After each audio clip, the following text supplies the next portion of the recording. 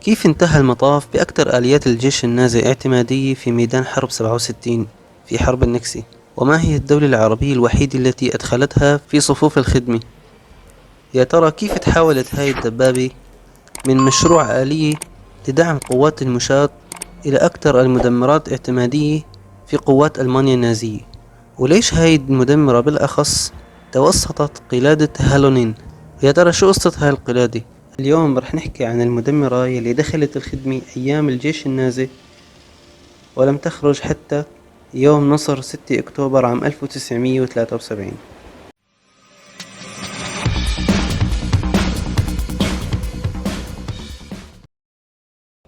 في عام 1935 قدم الجنرال إريك فون ماينشتاين التصاميم الأولية لهذه المدمرات، واللي بالمناسبة اللي بيعد الأب الروحي لهذه المدمرات. في البداية كان الهدف من هذه المدمرة هي الدعم السريع للقوات الأرضية وقوات المشاة، أي أداة إطلاق نار مباشرة وسريعة لحماية الجنود. المدمرة كانت من تصنيع شركة ديملر بنز مالك علامة مرسيدس، وأحد المعايير الموضوعة في هذه المدمرة أن يتم تصنيعها بشرط أن لا تتجاوز في ارتفاعها طول الجندي العادي. لكن فيما بعد تم رفع كفاءة الدبابة أو المدمرة والاعتماد عليها كمدمرة للدبابات الخطوط الأمامية للمعارك، أو ما كان يعرف حرب البرق اللي اشتهرت فيه القوات النازية، واللي كانت بتعتمد على المباغتة والسرعة. بدأ إنتاج المدمر عام 1940 حتى نهاية الحرب، أنتج خلال أكثر من 15,000 وحدة دخلت جميعها في الحرب. المدمرة كانت بوزن 23.9 طن مع طاقم مكون من 4 أفراد: القائد والسائق والملقم والمدفعي، طبعا مع مدفع من عيار 75 ملم، وسعة تخزينية ل 54 قذيفة، ومدفعين رشاشين من عيار 7.92، إما من طراز الام جي 34 أو من طراز الام جي 42. المدمرة كانت بعرض أقل من 3 متر مع طول 6.8 متر. الدبابة كانت بتمتلك محرك 12 أسطواني من طراز مايباخ، واللي كان بيعمل بالغازولين، يدفع الدبابة بقوة 296 حصان، الشيء اللي أعطى الدبابة تسارع جيد ودفعها لسرعات تصل إلى 40 و45 كيلومتر بالساعة. وبالمناسبة هاي سرعة كانت حتى أخف الدبابات السوفيتية عاجزة عن الوصول إليها. طبعا المدمرة كانت مبنية على أساس هيكل الدبابة البانزر 3، واللي أعطى الدبابات الألمانية سمعتها، اللي أعطى لاحقا اسم الحروب الألمانية أو أسلوب الهجوم الألماني بالبليتزكريغ، واللي مثل ما ذكرنا إنها كانت بتعتمد على السرعة والمباغتة في الحرب. طيب بنيجي لموضوع الحلقة الأساسي. يا ترى الشتوق 3 ليش متوسطة قلادة الهالونين؟ وشو المرجع التاريخي لهالقصة؟ طبعا قلادة هالونين، واللي وصف الموقع الرسمي للعبة على انه انجاز ملحمي يتم عند القضاء على اكثر من 3 دبابات اعلى منك بمستوى او مستويين بواسطة مدمرة، وتحقيق النصر في المعركة. فيا ترى شو قصة هاي القلادة؟ في صيف عام 1944 وعلى حدود فنلندا جرت معارك خلال شهرين يوليو ويونيو بين الجيش الفنلندي والجيش السوفيتي الأحمر. استطاع الرقيب إيريكي هالونين بمدمرته الشتوق 3 من تدمير 7 دبابات للجيش الأحمر. المفارقة والجدير بالذكر أن الدبابات السبعة اللي دمر هالونين كانت تفوق المدمرة الشتوق 3 من جميع النواحي، سواء بالدرع أو القدرة النارية أو حتى عيار المدافع. السبع دبابات كانت 3 مدمرات من طراز ISU 152، دبابتين ثقيلتين من طراز KV-1، ودبابتين متوسطتين من طراز T-34.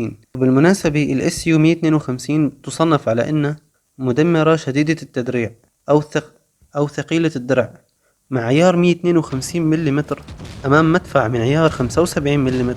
فأنت هون عم تحكي عن مقارنة غير عادلة على الإطلاق. ورغم ذلك استطاع هالونين بمدمرته الصغيرة ذات العرض الأقل من 3 متر من القضاء على 7 دبابات. بصراحة المعلومات كانت جدا قليلة عن هاي المعارك، وما قدرت أوصل لتفاصيل هاي المعارك وكيف حصلت بالضبط. لكن اللي عرفته إنه الجيش الفنلندي امتلك 59 وحدة اشترتها فنلندا من ألمانيا. أول 30 وحدة منهم كانت نازلة تحت اسم ستورمي، والباقي كان مع نهاية عام 1943. لكن أثناء البحث اكتشفت أنه الشتوق 3 لم تكن تقتصر على أيام الحرب العالمية الثانية، بل الصادم أكثر أنه الشتوق 3 حاربت حتى بحرب ال67 أو ما يعرف بحرب النكسي. فبينما كنت أحصي عدد الدول اللي امتلكت هاي الدبابة، وجدت بالصدفة أن الدولة العربية الوحيدة اللي أدخلت هاي الدبابة في صفوف الخدمة هي سوريا، مع امتلاك 30 وحدة حصلت عليها عن طريق إما فرنسا أو الاتحاد السوفيتي أو تشيكوسلوفاكيا. وبالمناسبة الاتحاد السوفيتي استولى على مئات من هذه المدمرات، لكنه استفاد منها إما بتعديلها وتحويلها إلى مدمرات جديدة أو الاستفاد من الخبرات الموجودة وطرحها تحت مركبات جديدة كليا، مثل الSU 76I والSG 122، واللي هي ببساطة عبارة عن شتوق 3 مع تعديل المدفع قمرة الطاقم. أما عن فرنسا وتشيكوسلوفاكيا فببساطة استولوا على هذه الدبابات وأدخلوها في الخدمة لبعض الوقت، وفي أواسط الخمسينيات أرسلوها إلى سوريا لينتهي المطاف بهذه المدمرة على أرض وميدان حرب 67.